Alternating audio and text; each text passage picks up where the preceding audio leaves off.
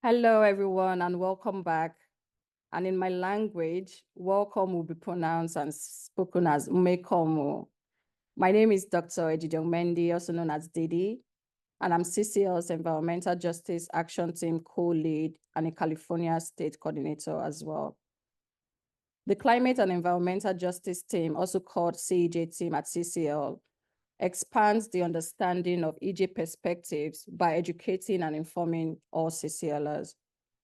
Our goal is to ensure that climate action is inclusive, equitable, and sensitive to the needs of all communities, particularly those that have been historically underserved and disproportionately impacted by environmental challenges. And today I have the pleasure of introducing Debbie Chang, my co-lead at the Climate and Environmental Justice Action Team. Now back to Debbie. Debbie has been a volunteer with CCL since Earth Day 2017. And of course, getting her boots running, she's currently the group leader of the Alabama Huntsville chapter, located in the traditional lands of the Cherokee and Chickasaw peoples. She also serves on the steering committee of the Climate and Environmental Justice Action Team. Debbie has been a member of the CCL's PGM, People of the Global Majority Caucus, since its inception in 2018. Now, a little context to what Debbie will be speaking on. After hearing the Environmental Voter Project speak on a CCL national call in 2018, Debbie went from being an inconsistent voter to an every election super voter. And today, Debbie is looking forward to helping you and your friends become consistent voters as well. Debbie, the floor is yours.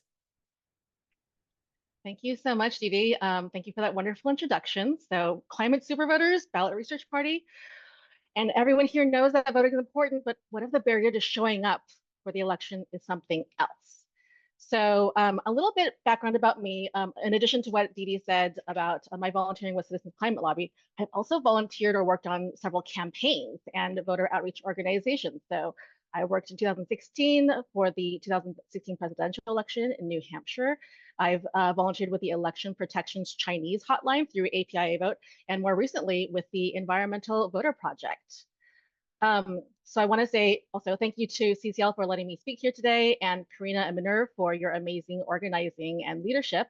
And I'm honored to be here today and share with you my story about voting. And I also love coming after Julian, who was talking about power, because CCL's mission, as we remember, is to enable breakthroughs in personal and political power. And as some of us learned from our partnership with the Environmental Voter Project, too many environmentalists don't vote. And this past week was National Voter Registration Week. So I believe voting is important. I've always believed voting is important. But before I heard the Environmental Voter Project speak at a national call in 2018, I would have said that I was a consistent voter because I voted, right, for president most of the time. And it wasn't until EVP explained that as far as the campaign is concerned, a reliable voter is one who votes for midterms and primaries, local races, and special elections, dog catcher. I was the type of inconsistent environmental voter that the EVP is talking about. And everybody had always told me that voting is important, but nobody had ever explained why until EVP. I was converted. And since then, I repeated EVP talking points to anyone who will listen. And I got an opportunity last night. Somebody at the Green Drinks Networking was telling me that they weren't planning to vote in our very partisan state because his vote wouldn't make a difference. And honestly, for president, he's probably correct. The way our election system is set up, it simply isn't true to tell someone that who lives in a state like California or Alabama that their vote's going to affect the presidential outcome in this election. So practically speaking, for some people, a more tangible reason to go vote this November, isn't to get a president it's elected. It's this: who you vote for is private, but whether or not you go to the polls, that's a matter of public record. So don't not show up. There's a great talk by Eric Liu who says there's no such thing as not voting. Not voting is voting for everything that you may detest and oppose. Not voting can be dressed up as principled passive resistance, but in fact, not voting is actively handing power over to those whose interests are counter to your own, for those who'd be very glad to take advantage of your absence. So when I knocked on doors this past March, I encountered a lot of people at the doors who were angry. They wanted to protest by not voting. And I told them, who you vote for is private. Whether or not you go is a matter of public record. And the elected officials cannot tell the difference between a protesting non-voter and one who is apathetic and doesn't care.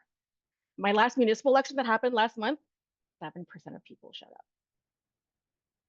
The biggest demographic is non-voters. And so what you can do to like bring your people and the people who think like you to the polls is useful and important. Turn in a blank ballot if you have to. Don't tell anyone I told you that, but don't not show up.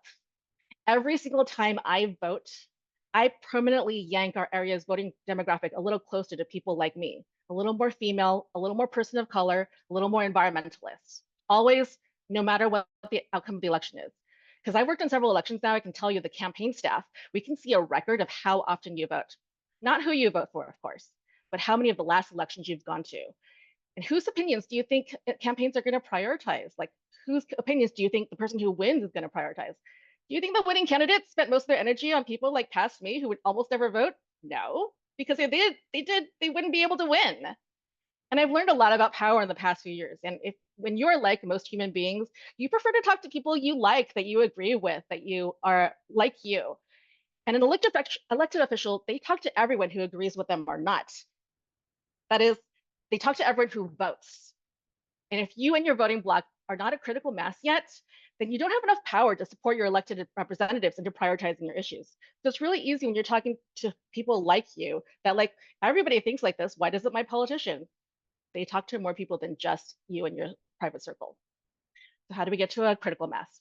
One of the most fascinating things I've learned from research on voter turnout is that for a lot of people who are unlikely voters, sometimes appealing to their issues of interest isn't as effective as simply being in a community of voters.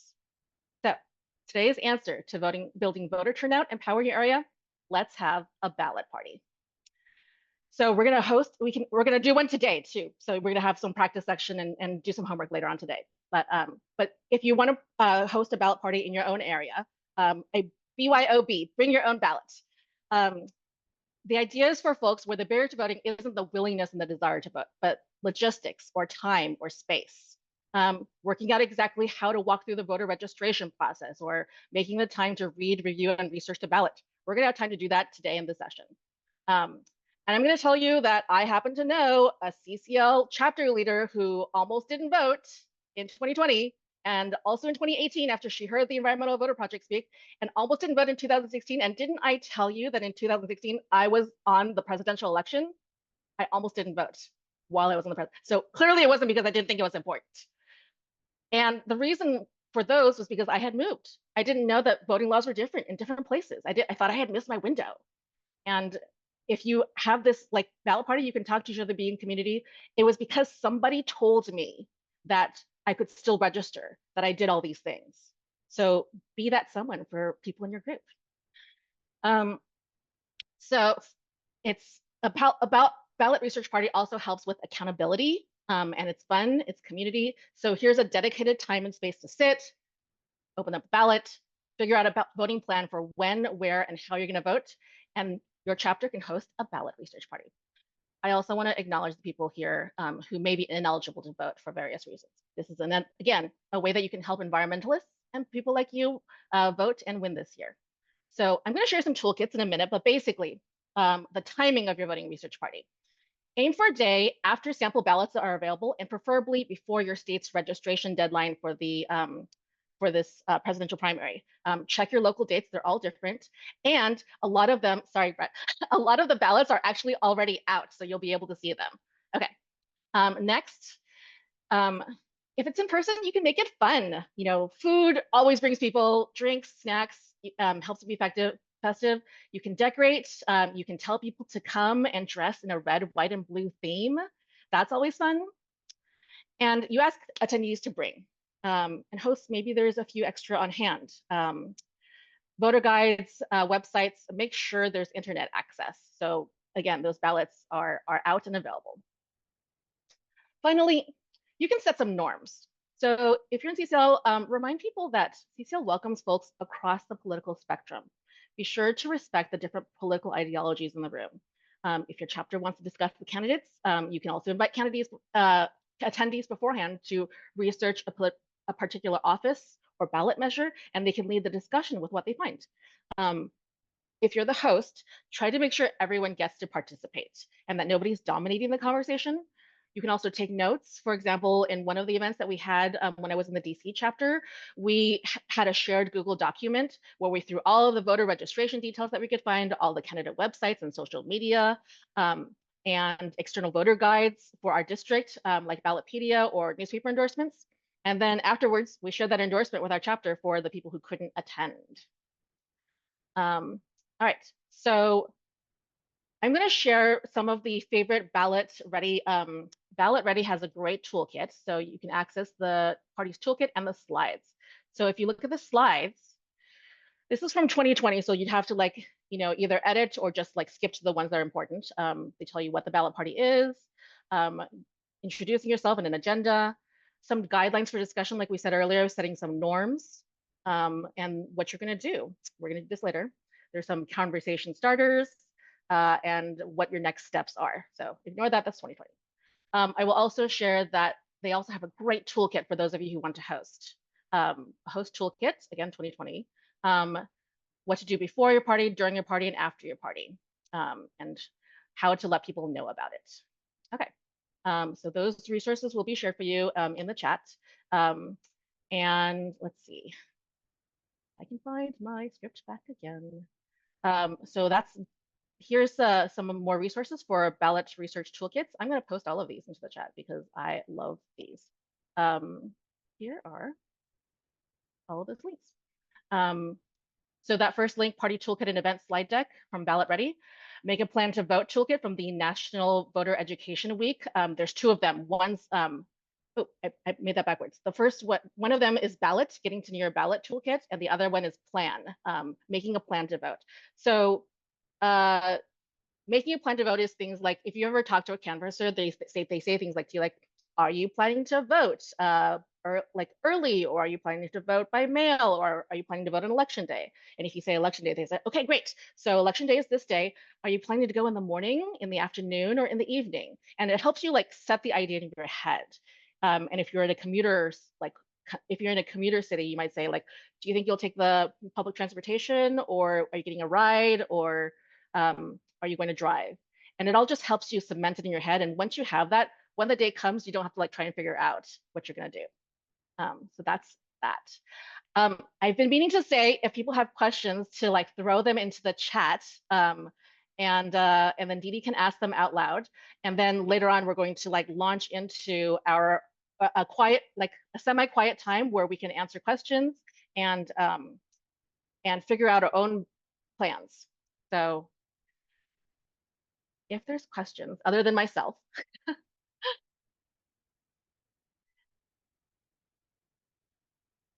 All right, let's come.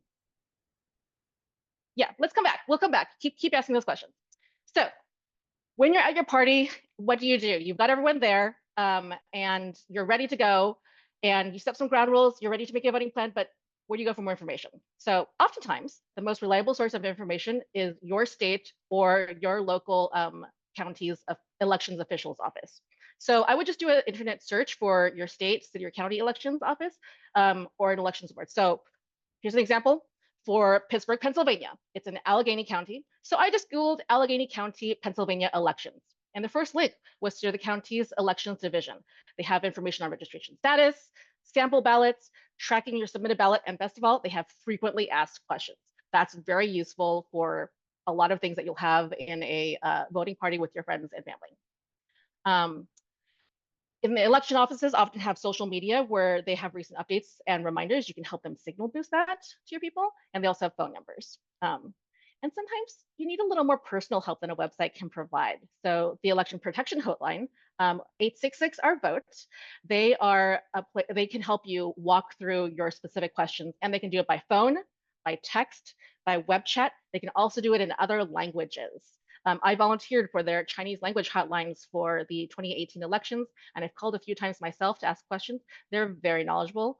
Their Spanish, I think it's Ve y Voda, and there's 866 our vote. The Asian language ones are API vote, and there's also Arabic languages as well. There will be a slide with a screenshot at the end that I highly recommend.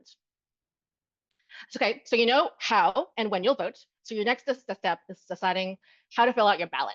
Because even if you know how to vote, if I never got around to like looking at my ballot, and I think this is true for other people as well, I don't really want to turn in an uninformed ballot, right? Like nowadays, I would just tell people to like turn in a blank ballot, but I don't think most people think that is better than turning in no ballot at all. So you have to like explain why a blank ballot is useful because you're showing up for the polls, but really you want to help people like have an informed ballot, right? So so then there's a couple of great websites. Ballotpedia can do ballots, and they also have they're a nonpartisan website that's generally good down to the state level and sometimes even the municipal level. They have candidate websites, they have social medias. Sometimes they have a questionnaire that candidates fill out. They have information on what ballot measures are being voted on in your state and links to more information.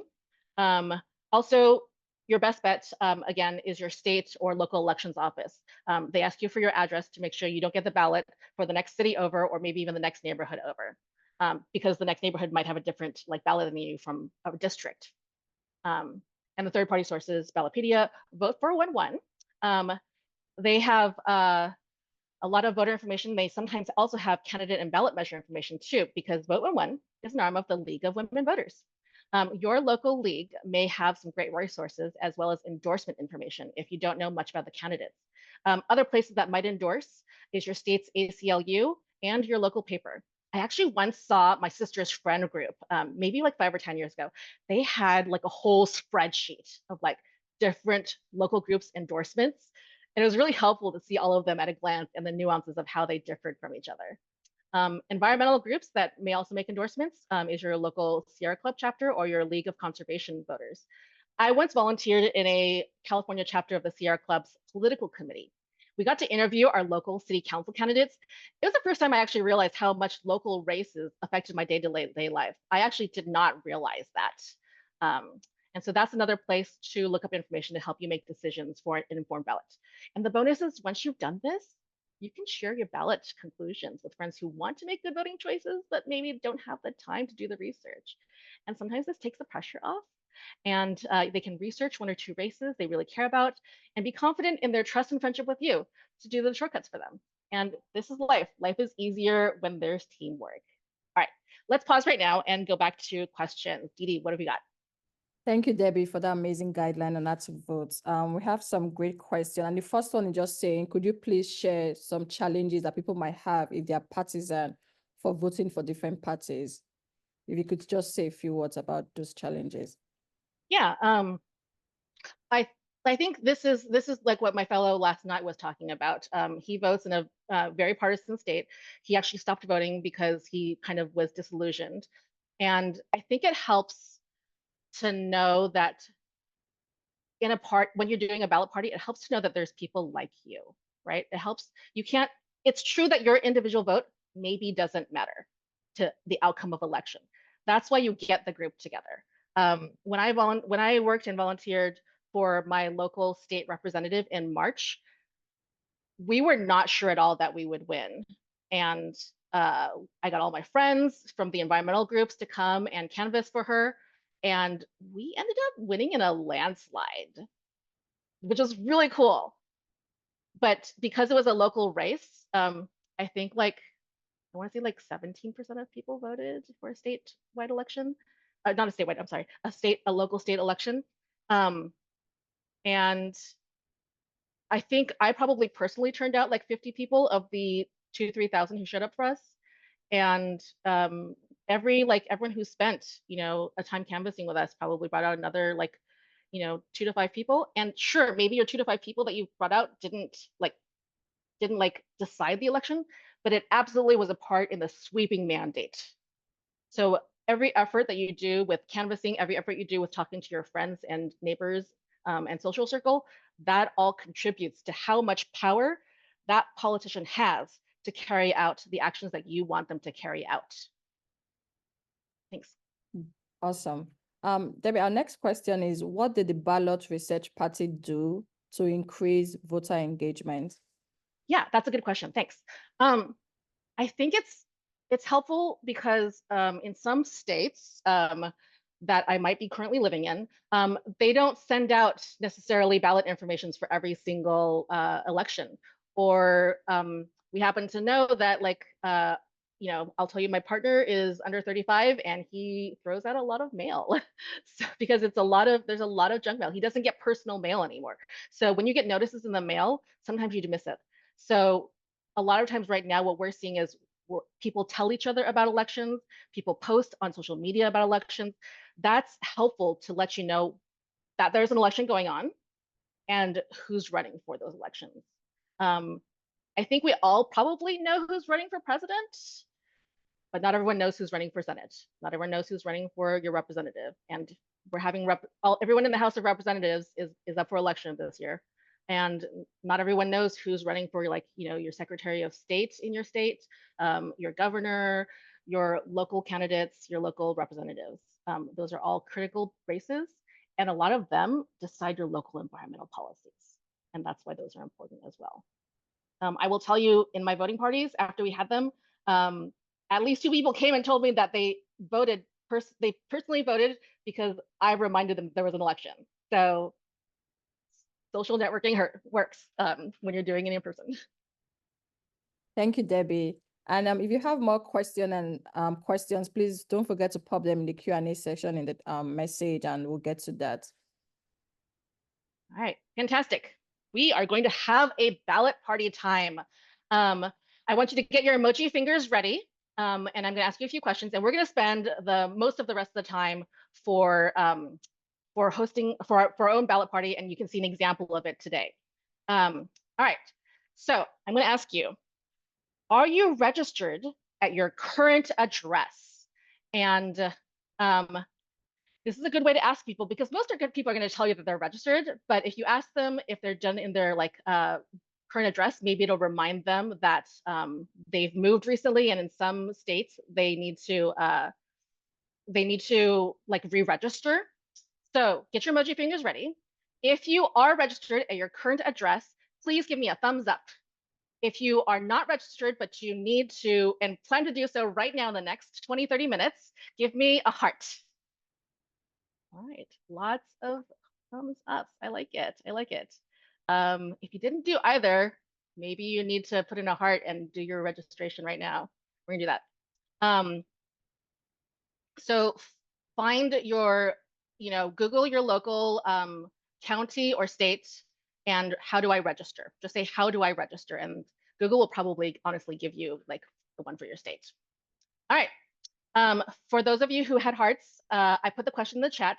If you're able to register during the session, let us know in the Q&A. If you're able to register during the session, let us know so that we can celebrate you. All right. Second question, how am I going to vote?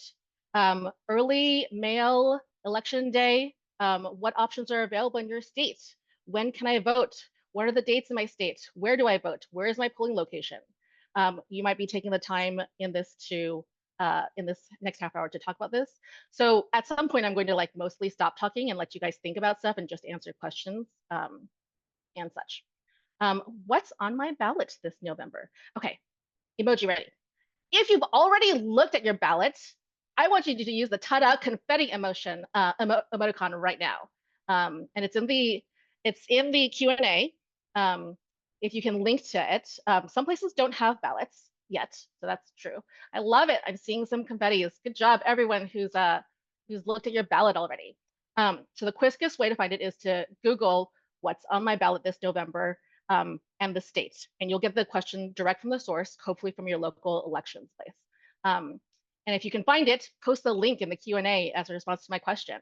And you can also put your registration address into Wikipedia, into Ballotpedia, and they will also let you help you figure it out based on your address. Okay, and what other questions or barriers to voting do I have? I would like to invite you, if you have questions or barriers, to write them into the Q&A. And to the audience community here, a lot of you are very knowledgeable. I want to invite you to help research and answer each other's questions in the next 20, 30 minutes. And do remember, before you do that, what is true for you and your jurisdiction may not be true of someone else's. So ideally, cite a website or a link for your answer. All right. Okay. Last plus bonus. Who else can I help answer the above questions? Who can you think of who could use some extra support and hand holding? I just put this in the Q&A as well and invite you to answer. Who can you think of to reach out to help with the Q&A? And yeah, and so a bonus. If you know the answers to all of these questions, you are so ready. That is awesome. What about hosting your own ballot party like the way we're doing right now? Thank you for being a good voter. Do you want to invite friends? Do you want to invite family? Do you want to talk to your CCL chapter leader and tell them you want to host one for the chapter? What other groups do you belong to? Maybe your neighborhood. So that is the bonus. And I think above earlier you saw the links to the ballot party toolkit, so you can look at those. All right. So let's go ahead and who's got questions? Well, let's do our ballot party. If you have other questions, I will say also this: if you have issues during the election, these are some links to the election protection hotline. You can take a screenshot here, and also I got these pictures off the internet, so you can find them on the internet as well.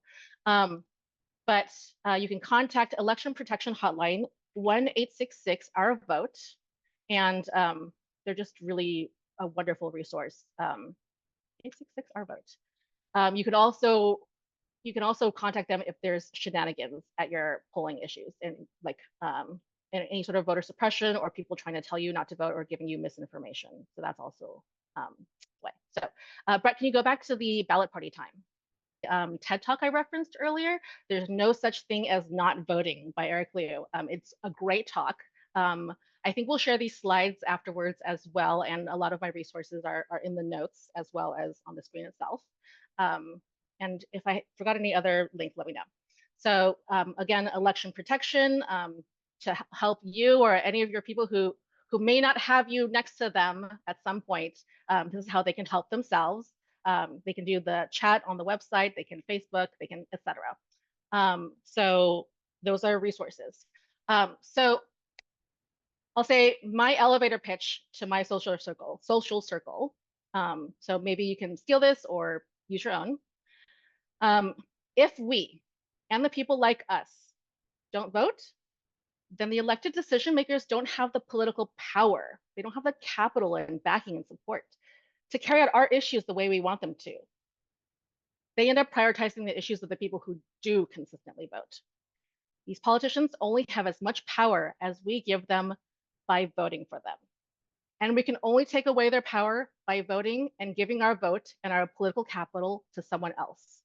And we can only take away their power by getting our friends and our like communities to vote and give our vote and give our political capital to someone else.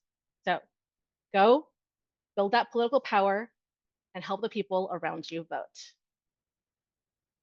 See you at the polls on November 5th.